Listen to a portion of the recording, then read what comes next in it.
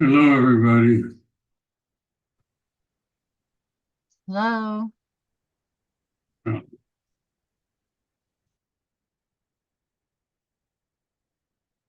I'm always a step behind.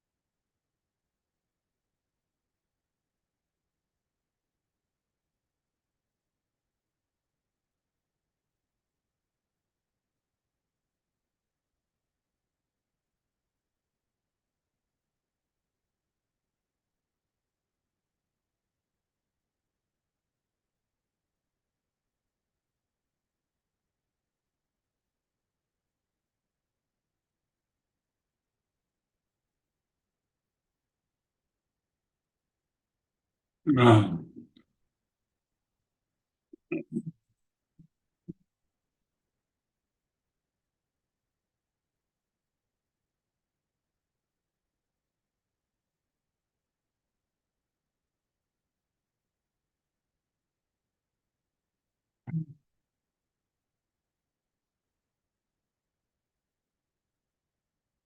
one,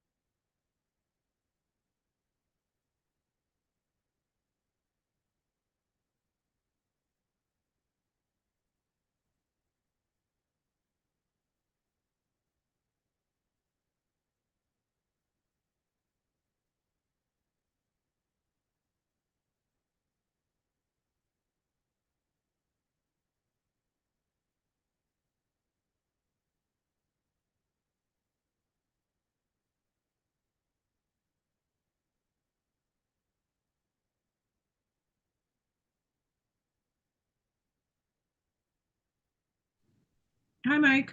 hello. Am I late? Should I be talking? Oh, yes, I'm late. I should be talking. All right, how's everybody doing today? Hot. Good, thank you. How many people do we We have? are very good, thank you. Good, glad to hear it. A lot of forms, you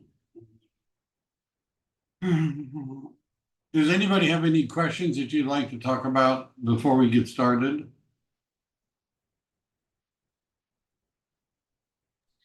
Yes. If there's a current listing in place and that field goes away, like, what is it, on the 12th, next Monday? So it just like disappears and then we have to go in there and do something? Right, so there is EXP has a form or an amendment, which you could use. CAR has a form which amends it.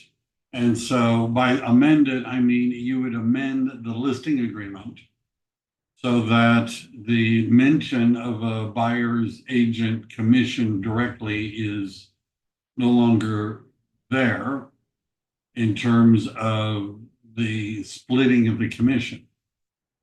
Now, what you could do, and this is something I was at a long class today, and I'm helping Rob because there's lots of new forms. But if you let us know, what we would do is, and this may seem like just semantic BS, but what we can do is you can have in the listing agreement that the seller agrees to pay a buyer's agent a commission. You could say that in the listing agreement.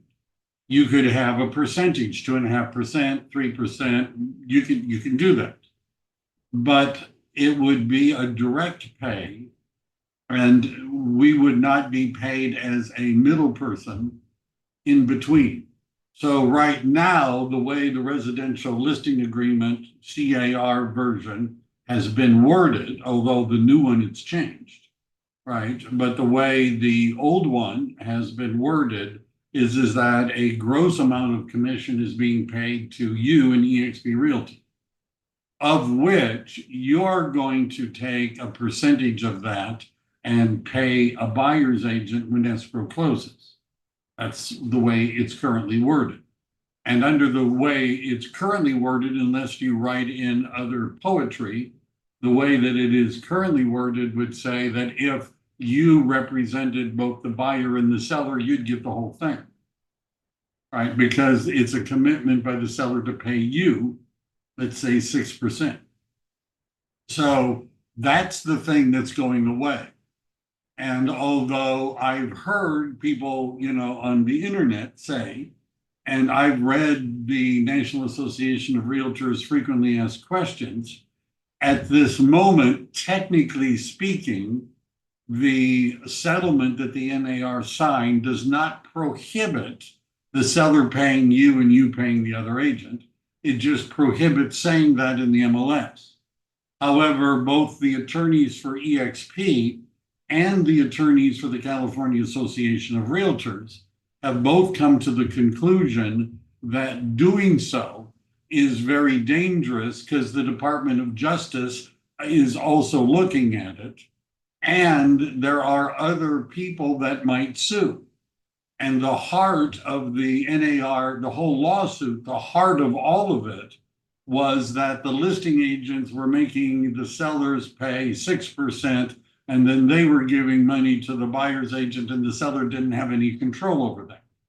So it's all of the lawsuits are about splitting the commission.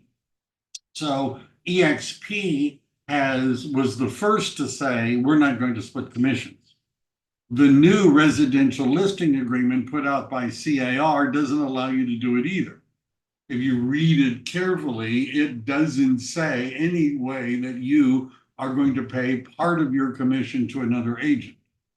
And the lawyers from CAR say, if you want to do that, right, if you're going to go against our advice, and by the way, EXP will be very angry if you try to do it. And the CAR says, if you go against our advice and you want to keep doing that, you need to go hire your own lawyer to write you an addendum saying you're going to do it, and we're not covering you. right? You're all on your own. So that's the part of the old listing agreement that needs to be amended. Now, there's a lot of misinformation. Some of it was directed at EXP because some of the other brokers were saying, ooh, EXP, they're bad, they're evil. They're not going to let their agents share commission with buyer's agents. So that's not, of course, neither does the CAR form. But what EXP has written is what's called a direct payment addendum. So what you could do is you could say to your seller, look, at the rules have changed and I can't be the middle person anymore, right? You can't pay me 5% and then me give 2.5% to the agent who finds the buyer. You have to promise, if you want to, you have to pay the buyer directly.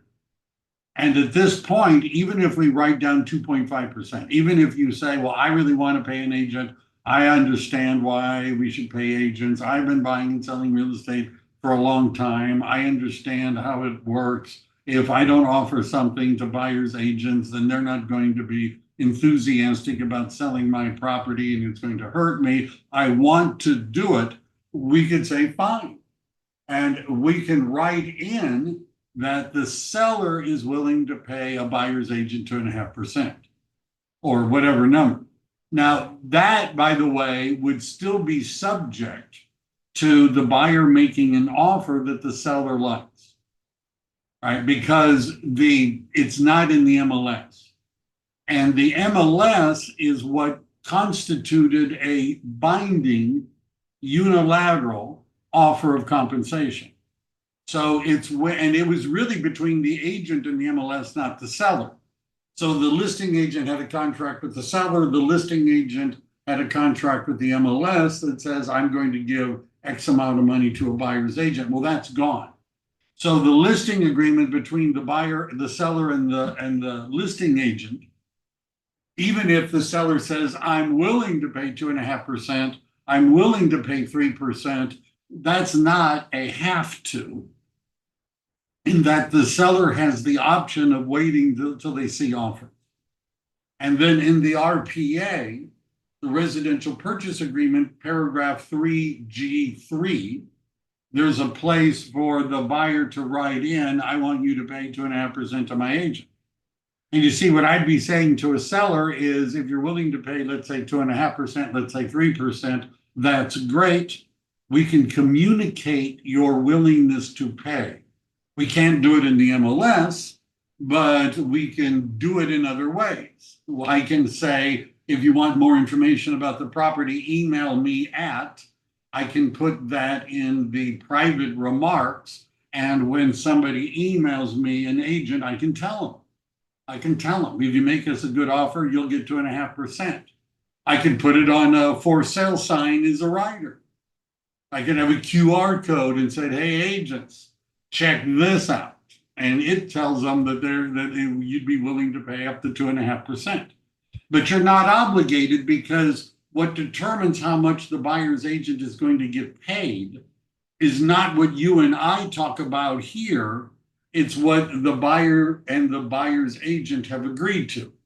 So even though you say you're willing to pay 2.5%, if the buyer representation agreement that the buyer's agent has only says 2 or 2.25, you don't have to pay 2.5%, right? You don't have to, right? But so at this point, we're simply talking about what as an idea, what would you be open to giving a concession to a buyer for compensating their agent? And if they say yes, then we would check a box. So I think I went over this yesterday. It seems like yesterday was a long time ago, but I think I went over this yesterday, where there's a multiple listing service advisory, and there's a box that you can check that says I'm willing to consider concessions. And in EXP's agreement, in paragraph 21, which is our listing agreement, you could type in seller is willing to pay 2.5%, seller is willing to, you could type it in. We just can't put it in the MLS or on a website directly linked to them. but currently it's still there. Yeah. Okay, so And it'll just disappear. and if you're talking to Ra or me about, let's say you're writing an offer, this has already happened a couple of times. And so one agent was a little, let me just make sure. Let me just see.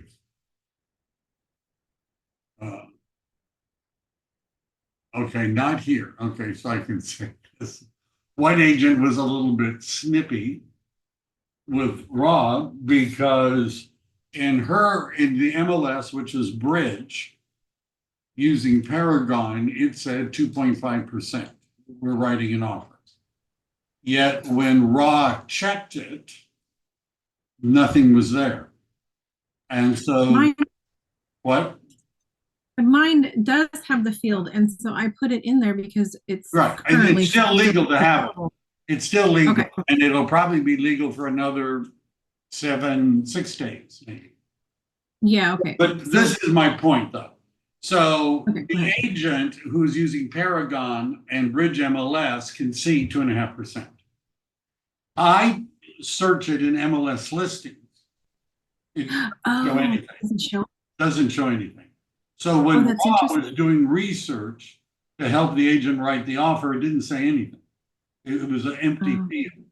So the agent was a little snippy because it was like, well, how could you miss this? And she took a picture of the screen and there it is. Well, because they've already, our MLS has already Already started took it. syndicating that field. Okay. Right, Okay, you so I'm understand? gonna take- It's not that we're, blind and just Right. weren't paying attention. And I could show you on that, I could do a screenshot. It's not there in my MLS, but it was there in their MLS. So you just need to understand that if you're having Raw help you and you're like, I don't understand why you can't see this, it's not her fault, right? Right, it's that our MLS isn't syndicating all that information, and by the 12th or the 13th, it won't appear in any MLSs. Got it. I'll just take it out now then, might as well, right? Well, Nobody- I don't know, it would encourage an agent to write you an offer. Well, that's true. Okay. All right, how about that? I would leave it in as long Until- as you can, because it'll encourage an agent to help you write an offer. Sure, got it. Right. Wouldn't you be more motivated if you knew you were getting 2.5%? And then after that, we can just talk about it. Well, and I'm going to be going into this more. So, the rules vary a little bit by MLS. Your MLS, which is Bridge, is going to allow a concession field. San Francisco allows a concession field. CR MLS allows a concession field. MetroList, I believe, is planning on allowing a concession field. Now, what that means is that when an agent puts a listing into the MLS, one of the questions they're going to be asked is, if you're the seller, are you open Yeah. to considering offering concessions, yes or no? And originally, CR MLS not only had that field, they had dollar amounts and percentages, which they took out because they didn't want to be sued. So my MLS, which is called MLS Listings, for whatever reason, has decided not to do this. However, this is, I think, stupid, but they didn't ask me. However, I can say the words in the remarks that the seller is open to concessions. You can't say commissions, but you can say concessions. Now, the value of having a field is like in Bridge MLS, if you're doing a search for your buyer, you can see up front who's already saying, hey, I'm willing to offer concessions. It's a searchable field. Now, even in my MLS, and this is, I know, sounds like a disaster, which is, I don't know. In my MLS, the remarks are searchable. And so one of the things you could do, and I'm going to show agents how to do this. I'm going to be doing probably next week more technical stuff. But how can you search private and public remarks for the word concession? That's that sort of thing. Because then at least when you're starting, the seller has already said, I'm willing to do it. Now, even if the seller doesn't say that, because the listing agent may not know what's going on and may not have checked the box and never explained it, that happens a lot. That doesn't mean you can't write up an offer that says, we're willing to, we want you to give us a concession of 2.5% to pay my agent's commission, and you attach the SPBB form. Sounds good. Sounds clear as mud. What form agreement can I use if I want to represent a renter signing a rental agreement? Okay. Are you talking about residential property? 1 to 4 units? All right. So, I'm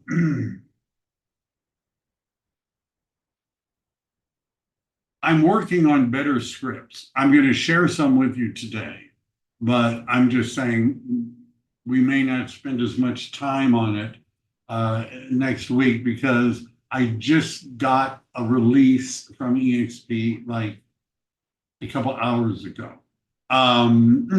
So let's say for the rental, and this is made, I've been spending a lot of time on this. Oops, wrong website. I've been spending a lot of time on this and working with Raw, our transaction coordinator, on all of these changes. But there's a form. So let me just say this. I have a video called Handling a Rental Transaction, which is really for the listing side. If you're looking at a residential 1 to 4 unit tenant, one of the things there's 2 things that are going to be an issue. Let me just go back I'll be sharing my screen. Am I sharing my screen? I am sharing. It's been a long morning already. Let me get this out of the way. Yes, we can see your screen. Thank you, Monica. All right. So there's 2 issues. One issue is, does the National Association of Realtors settlement and the requirement of a buyer representation agreement and the prohibition for mentioning compensation to an agent in the MLS, does that agreement apply to tenants or commercial property, which would be land and retail and all the other various forms? And the answer is no. No, it does not. However, the nature of the software that the MLS has makes it extremely difficult, they say impossible, for them to have compensation fields for tenants, land, commercial buildings, etc., but not 1 to 4 unit residential. And so from their point of view, it's a lot easier to remove that field everywhere. And so by the 12th or the 13th, the field that currently exists in the MLS that says that a tenant, if you represent a tenant, you're going to be paid a certain amount, is going to go away.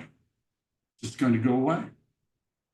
Now, technically, the agent representing the landlord could put it in because this isn't covered by the NAR settlement, but they're probably going to be too scared to do that. But it would be in the, private remarks. Now, if you're looking for what document would you use, and we go into Zippity forms, and we simply write in tenant, There is a tenant representation and broker compensation agreement. Of course there is. Of course there is. And it looks somewhat familiar in that it kind of sort of is a takeoff on the buyer representation and broker compensation for buyers. And eventually it's going to load. Historically, and it varies a little bit of where you are geographically. Whoever asked me the question, it might help if I knew what part of California you were in. But in much of California, there's little to nothing being paid to an agent who finds a tenant. I've done a lot of rentals. We had a bunch of duplexes. And when I would put it in the MLS, I would put in $1 as the compensation to the agent who brings the tenant. And the reason I was putting it in at all, because I really didn't think any agent was going to find me a tenant, was because if I did that, I put it in the MLS, it would get syndicated to realtor.com and a 300 other websites. The only major website that has rentals that doesn't directly syndicate is Zillow. So if you're representing the landlord, you would put it in the MLS, and now you just don't say anything. And you would go to Zillow and put it in Zillow, and then that was pretty much how you marketed it. But you can see this is an agreement that you would have, the tenant fill, you'd complete with the tenant. Now, the typical commission, now, and if you look at the MLS now in your area, you can see what agents are offering. And sometimes it's $100 and sometimes it's $500 and sometimes it says like 2.5%. And the most common question I get is 2.5% of what? A monthly payment? And the answer is that's usually 2.5% of what the annual lease amount would be. And if you're representing the landlord and you're the listing agent, which is the best place to be on a lease, then we would typically charge either 6% or 1 month's rent, which is kind of close to 6%. Kind of close, as the commission for representing the landlord. I don't know if that answered your question. You're in the Central Valley CR MLS. So I would look and see right now, right? Because in Southern California, there is a greater tendency to pay agents who find tenants a commission. In Northern California, particularly in the Bay Area, you usually don't get anything unless the tenant pays you. And then you have to say, why wouldn't the tenant just go to Zillow and realtor.com and homes and apartments.com and rent.com? And, why don't they just do that and look at Craigslist? And you're going to be doing that for them. But anyhow, that's how you fill it out. And then the rest of this form, it's not as long, right, as the buyer representation and broker compensation agreement. Do you need agency disclosure? If I were doing quiz questions, this would be one. You need to do agency disclosure. Let's say that the lease they're looking for is a 1-year lease. Is agency disclosure required in the state of California? Don't everybody blurt out an answer at once. You guys are, Dave gets the cookie if more than 1 year. Very good. Now, we usually do it anyhow because the residential lease agreement already has agency disclosure, and EXP would probably like to see it. But you are correct, Dave. The California Civil Code says that if it's a lease for more than a year, then you need a agency disclosure. It's silent if you're doing a listing to lease for more, we usually include it in a listing. It's silent about representing a tenant, but we usually would throw it in anyhow. But it would be included in a lease agreement if you wrote it up, if it's hardwired in. All right, any other questions like that?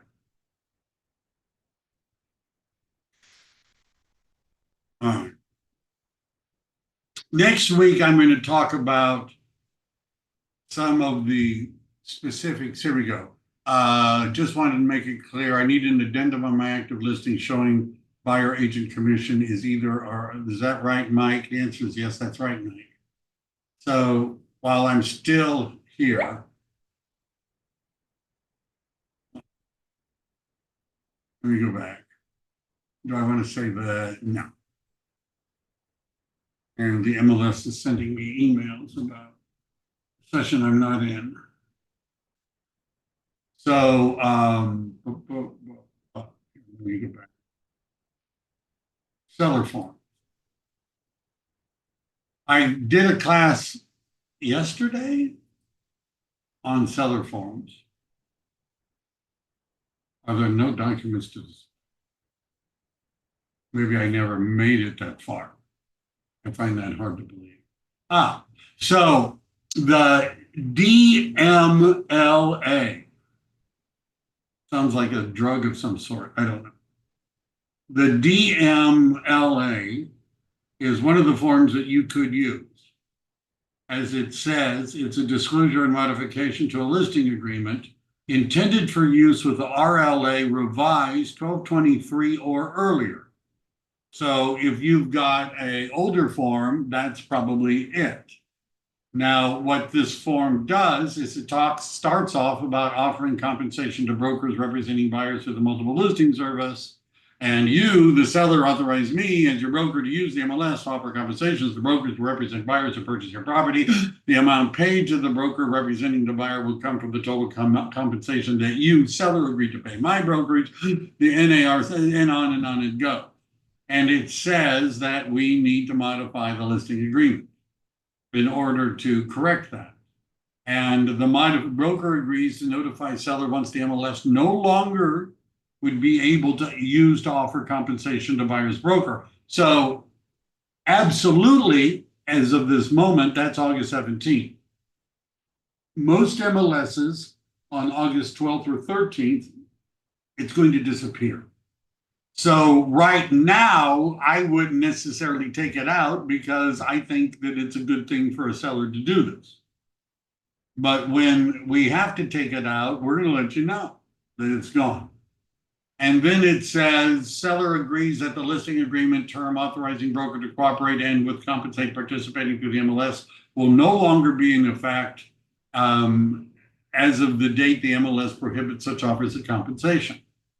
And the broker agrees that the total compensation shall be reduced by the amount authorized to be offered in the MLS. So in the current residential listing agreement, not the one that you would get today, but the one that you would have signed because it was revised a while ago, down about 2/3 away on that page, first page of the residential listing agreement, there's a paragraph that says, out of the commission, let's say it's 6%, it says how much of that commission is going to go to a buyer's agent through the MLS.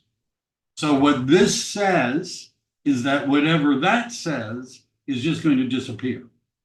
So if you wrote at the beginning, it's called paragraph 3, which is compensation for the listing agent, listing brokerage. If you wrote in 6% there, and then later down the page where it says how much is going to the broker in the MLS, you wrote in 3%. What this is essentially going to do is modify your listing from a 6% to a 3% listing. Right? Or if you're a smooth talker, you could just check that box and say, I still want 6%. Of course you do. Right? But, you know, good luck with that. All right. Does everybody understand that form? Or if you want the kindler, gentler form. It's not it, that's not it. So I'm going to, this is, and I'm going to paste this in just because I know you like me to paste stuff in. Let me just do that. Let me see in the chat.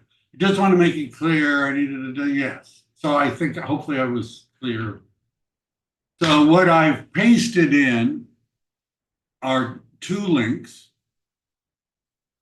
One of the links is this one. This is the second link, which is a segment put together by the California EXP broker team. And they don't have all the MLS updates because some of them are not very clear. Like, you know, MLS listings, I don't know, not very clear. CRMLS has done a relatively good job. I've seen Metrolist, as I mentioned before, the MLS that I think has done the best job of communicating what's going on and what's happening is San Francisco, but they don't have all of those. There is a seller toolkit, which is the second link, and a buyer toolkit. And if you click on that, you zip down here, and if you click on that, you're going to see the seller toolkit. And one of the things you're going to see is essential forms. Now, one of them is called an amendment to the real estate listing agreement.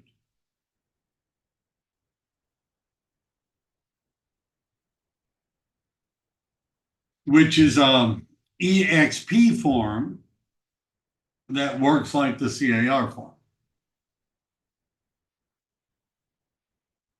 And it's slow. One of the things I learned today is that SkySlope, which has CAR forms and EXP forms, you can fill out, this is where the drum roll would be, EXP, buyer representation, residential listing agreements, this addendum if it ever loads, and all of the EXP forms can be filled out interactively on SkySlope. And it is possible while you're doing it to add agency disclosure from CAR, fair housing from CAR, privacy from CAR, the PRBS from all of those CAR forms can all be added together in one bundle and sent out for signatures. I don't know why this is going to take so long, but it's taking it. So this amendment to the real estate listing agreement is taking a long time to load. I don't know, is a EXP version of that form I just showed you that CAR had. And it basically does the same thing. It's just shorter and clearer. And you'll notice that there are other links, including our direct compensation form. This is the form that you would use, Rochelle and whoever else was asking me about this. Is it possible I can get it to load? Let me do this, maybe. So the direct compensation form is the form we would use when the seller says, look, I want to pay 2.5%. I want to. Right? What do you mean I can't? I want to. Tell me, you know, how I can do it. Well, you would use the direct compensation from seller form. And it's a compensation agreement. Undersigned seller agrees to compensate undersigned real estate brokerage company buyer broker for its procurement of the buyer and the property. So this is something that we would use when there was we could use it when we have an offer. Now there's other forms, we could write it in the RPA, but this is another form that we could use that would do it. But anyhow, in the amendment form is just not going to look. I've got too much stuff going on. Do you have any good seller net sheets? Right. So, yes. If you look at when I'm not all, you know, bouncing around, It's all about net, right? This is part of our seller checklist. There are seller net sheets, which you can download as a Microsoft Excel spreadsheet, and you could figure it out. Frankly, I wouldn't do that. You also could download the multiple offers review net sheet. I wouldn't do that either. I'm sure you all know, because you guys are, really on all this, that the California Association of Realtors in zip forms has a form for a net sheet, right? I'm sure you all knew that. And what is it called? What's the other word for net sheet? Maybe I'm lying. Maybe there isn't a seller. We just seller net estimated seller proceeds. I knew it was there. They just didn't use the word net. So CAR has a form that you also could fill out for the nets. I wouldn't use that. I wouldn't use that either. And because I can really tell you're a studious group, you probably already know that RPR, the Realtors Property Resource, also has a form you can use to create a net sheet. I wouldn't use that either. So what would I use to communicate a net sheet? Well, the easy button is you make friends with a title rep, somebody from an escrow or a title company. And before you go on the listing appointment, you reach out to them and you say, I'm going to go on an appointment and here's the address. Could you give me a net sheet? And you could say one at this price, this price, this price, this price, and they would send them to you. You also, if you're a do-it-yourselfer, CATO, you're a do-it-yourselfer, you could, a net sheet calculator. That sounds very good already. And virtually every title company that exists has this, right? And you log in, and this is a web version, whatever. This is a web version of a property. This is a web version of a mobile app. So I also have the mobile app, and we're going to be doing a class on how to do net sheets.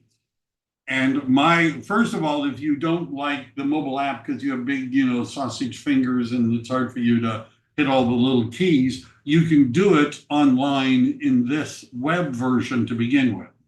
So let's say you're a seller and the seller have a loan, maybe.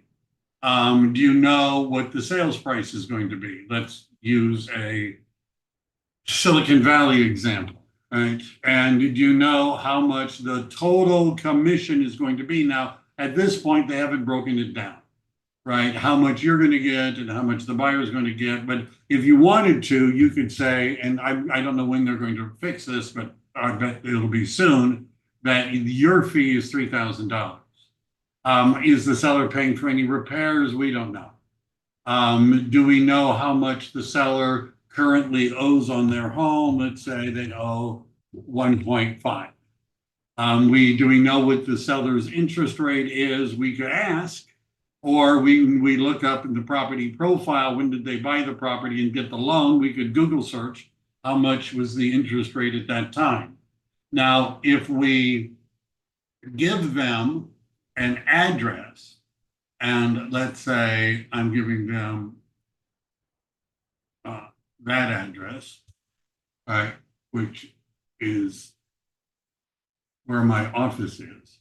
So if I give them an address, what the website is smart enough to know is that using that address, who typically pays escrow, title, and whatever.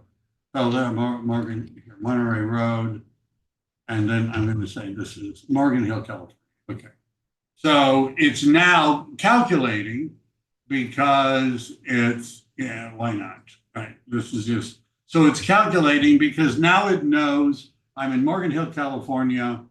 It knows, yeah, I know, it's the tax data. This is not a single family house, which is why it didn't come up very easily. It's part of a big building, but you know, if it was a residence, it would know what the current tax rate is. Right. So because the software has got all of the title company brains, it knows based on the address I gave it, is there a city transfer tax, a county transfer tax, who pays escrow and title customarily in that location, and it's calculating all of it. Now, and down here, if I go to city transfer tax, I happen to know that Morgan Hill doesn't have one. Right, but and it's saying we don't know, and I don't know why it wants Contra Costa County, but and then you have a closing date, and we're going to close, that's fine. So you understand what we could do, and we also could, if we wanted to calculate the total commission, because we also know we're paying, let's say 3% to the buyer's agent, we could change it, and when we hit close. Right, and notice it allows us to look at multiple price points. And if we hit calculate, it's going to make now I have been on many listing appointments where I've already started it on my phone. And when the seller says, well, what would I net if it were this, and what would I net if it were that? I'm able to, that takes a little bit of practice. Now, one of the things I like about this program is look at all these different types of templates. Oh, I kind of like that one, right? And so what it's going to do is it's going to create a net sheet. My picture isn't big enough on that one. I want my picture to be big. There we go, that one, right at the front, right? And you can see they have a variety of styles. They basically have the same information, and I can email, download, print. I don't know why I would put it on, Facebook. I could save it so that when I actually go to the place, it's already on my phone and I could bring it up again. And that sort of stuff. That's how I would do a net sheet. And the issue I have with EXP's net sheet, CAR's net sheet, RPR's net sheet, is that it's relying on you to accurately put in, is there a city transfer tax, who pays escrow and title, how much is the county transfer? It's requiring you to know all that. And in many of the forms, you have to go do, why don't we just ask the title company? They already know all that. And so the title companies will, if you're saying, well, even what I just did looks too complicated, meet a title rep. Tell them, hey, I got a listing appointment. They'll be happy to hear that. Because they're expecting that you're going to remember that they're the ones who did the sample net sheets for you when it comes time to open escrow. Tell them that you're not really too sure, but you want a couple of, price points and they'll send them to you. All right, now, the title companies also have a website, which is called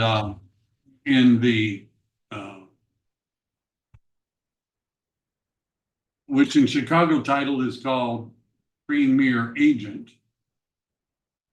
And and by the way, you ought to get set up. You should always, when you go on a listing appointment and writing a listing, have done a property profile, which you could get really through RPR.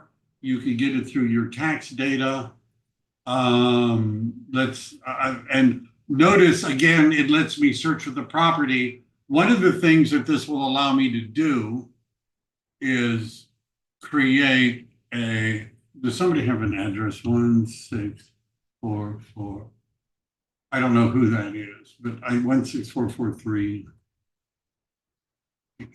Monterey Street, right? This is a business address. Google doesn't like it, that I just, I don't know. So it's got other things it wants me to think about. But notice what I can do here is I can, it doesn't look like me, but anyhow, in this program, I also can get a report. I can do a net sheet, right? I can pull up some comparables. And this is a good program for you to, I don't know where the net sheet is right now, but it's here someplace. Services, is that right? No, I don't know. Quick menu. Here we go. So rate calculator, buyers and sellers, blank documents. Maybe I don't see, maybe I was just wasting your time. I don't see a net sheet. So anyhow, if you're wanting to do a property profile, this does a nice job. The tax information, your MLS will do a property profile. Use your net sheet provided by the title company, my recommendation, or you can use these, spreadsheets. But you need to learn how to do, you need to learn what the fees are. And what I learned a long time ago is that it was a lot better.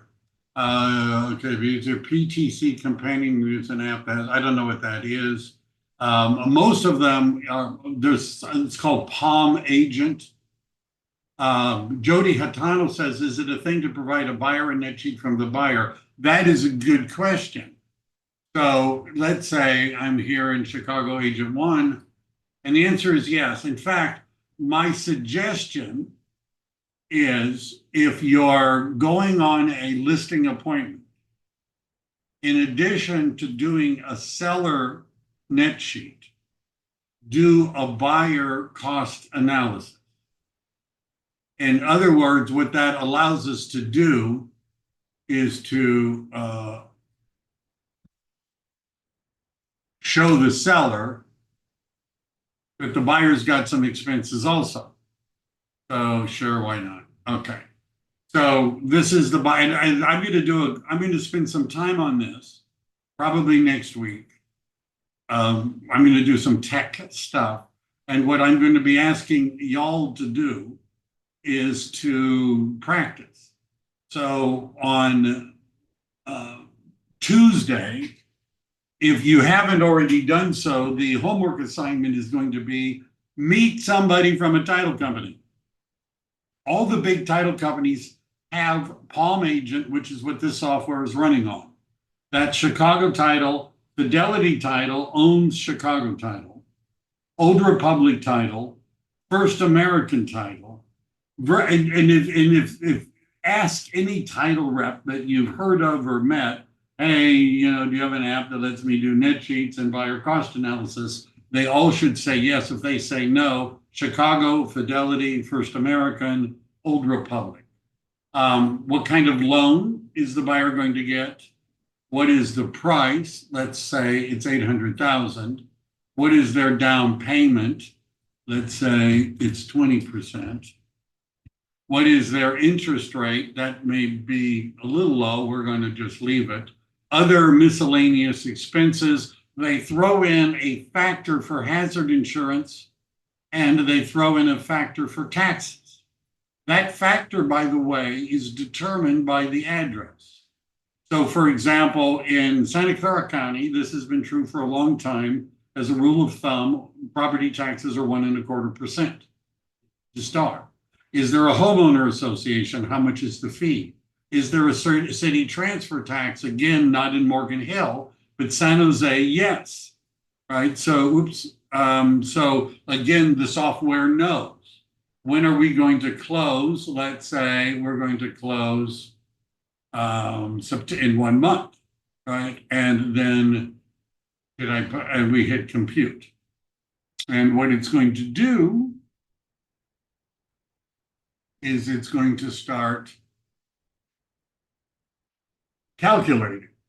And Jody, you can correct it if it's incorrect.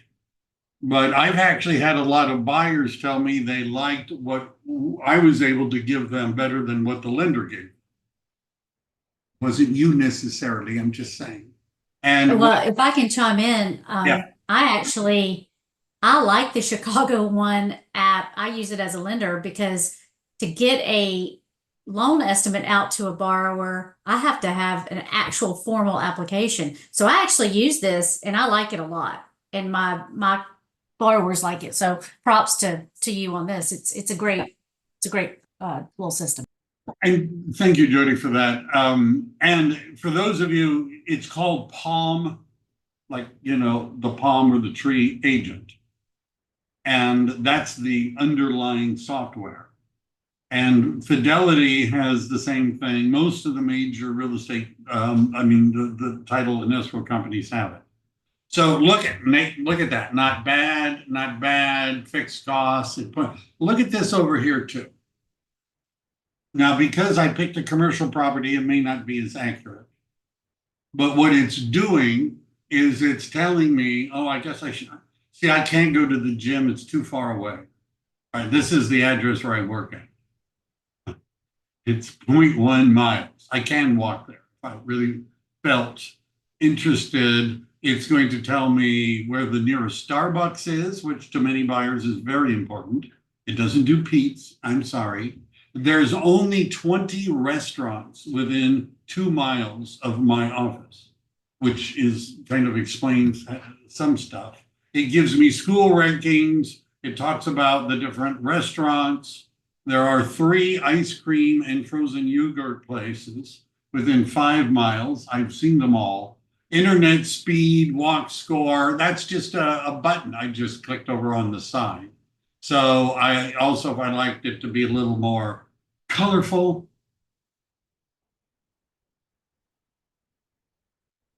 Yeah. Parks, more stuff in the home report, parks and recreation. So I think this is useful stuff for a buyer's agent to have. Because and I would, by the way, if I were doing a buyer consultation, I would print out samples of these. So that and by the way, RPR has school reports as well. So you can show the client, the buyer, that some of the information that you're going to be providing them about the neighborhood and stuff like that. And you can see they have different types of home reports with different things. I think this is really cool. Jody, how much does Chicago Title charge you for using their software?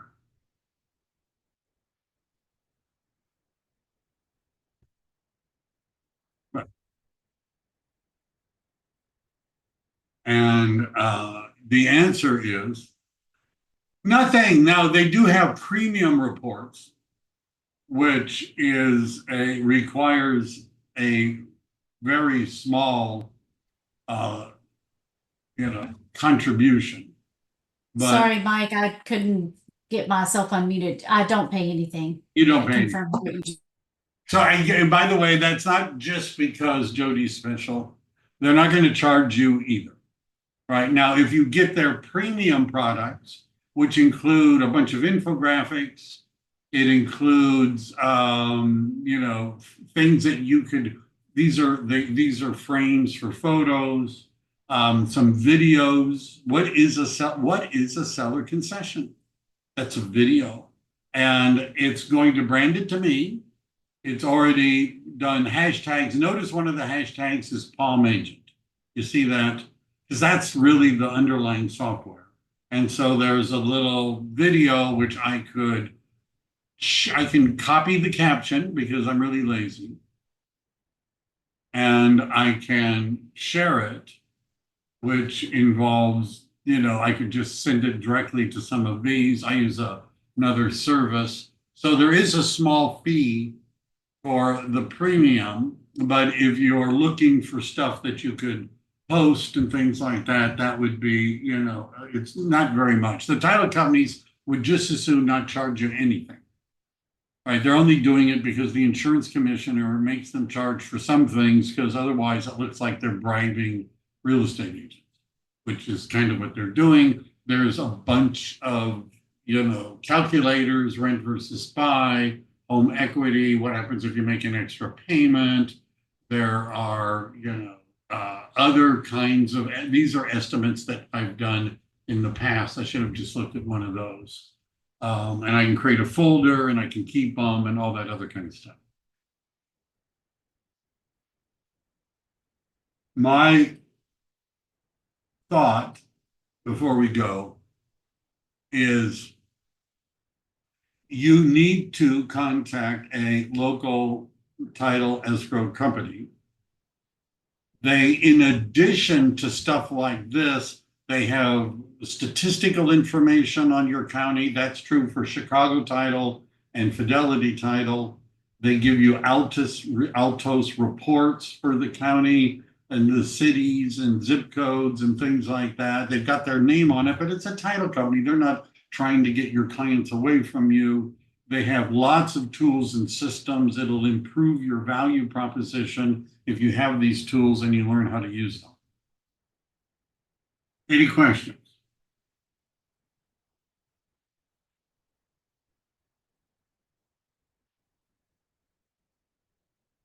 All right. I can see you're all excited by this.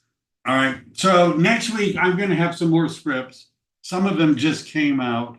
Let me just do this before we're gone. Among the things that I've given you is EXP's buyer and seller toolkits. You'll notice that there are scripts. There are resources, there are forms. You can join in the conversation and there are things. We're way ahead of the curve. There are presentation slides. There are, we're working on upgrading the seller listing appointment. You can look at their net sheets. There's a Tom Ferry and Leo. There's all these people talking at once. We're not holding back. All right. So tomorrow, Jody's going to talk to us about some things. And I'm done for now. I'll see y'all later. All right. Thank you. Michael. Thanks, Mike. Bye. Thank you.